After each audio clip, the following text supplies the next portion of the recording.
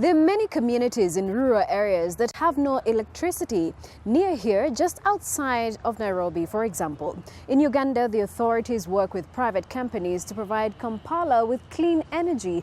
More on that in a moment. Hello and welcome to the environment program Eco at Africa. My name is Joy Bira in Kenya and my colleague NT is over there in Nigeria. Hello NT.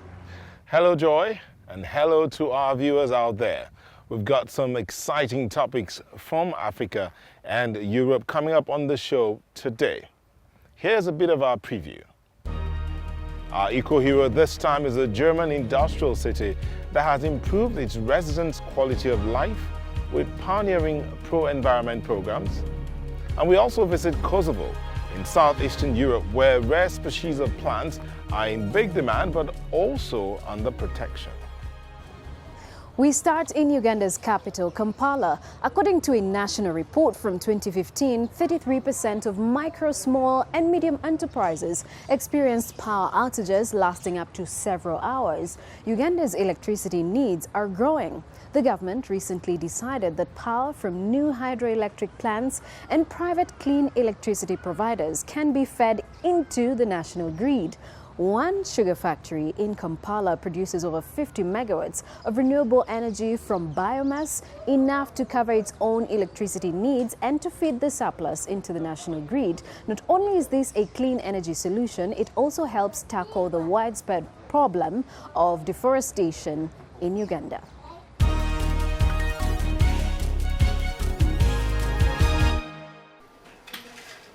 Ugandan families rely heavily on wood as an energy source for cooking and hot water.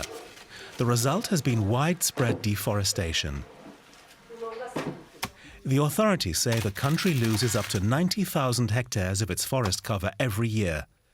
The government wants to reduce logging by connecting more and more people with the national grid.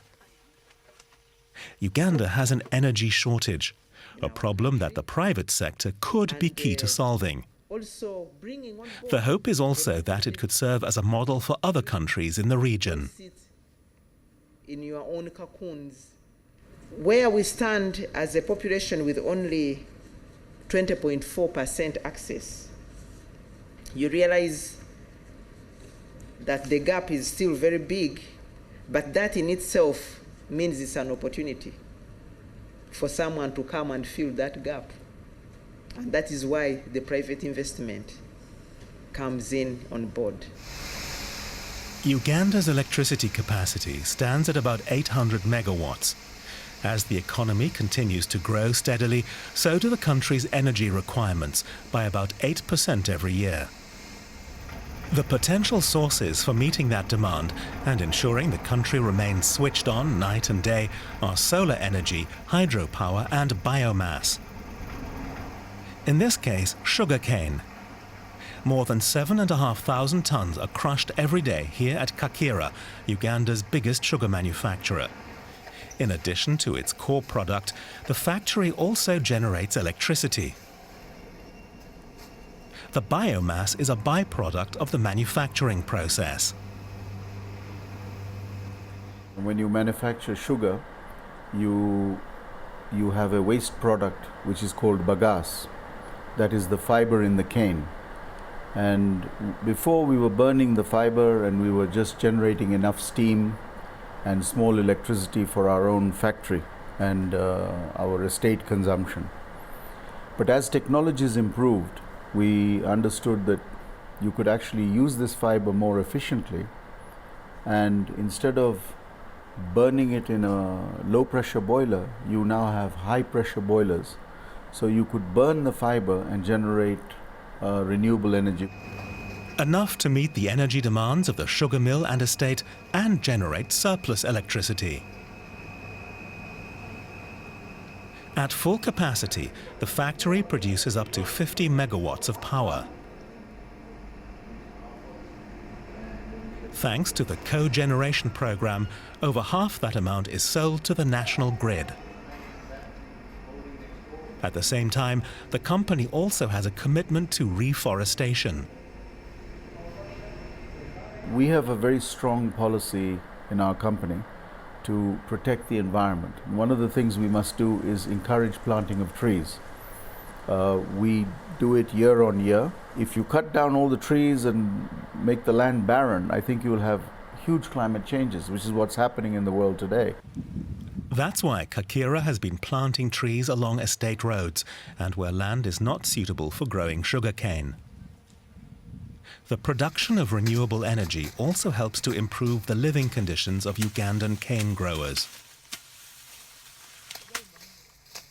Lastor Wako is one of thousands of farmers who supply the crop to factories in eastern Uganda. A recent rise in demand has changed his life.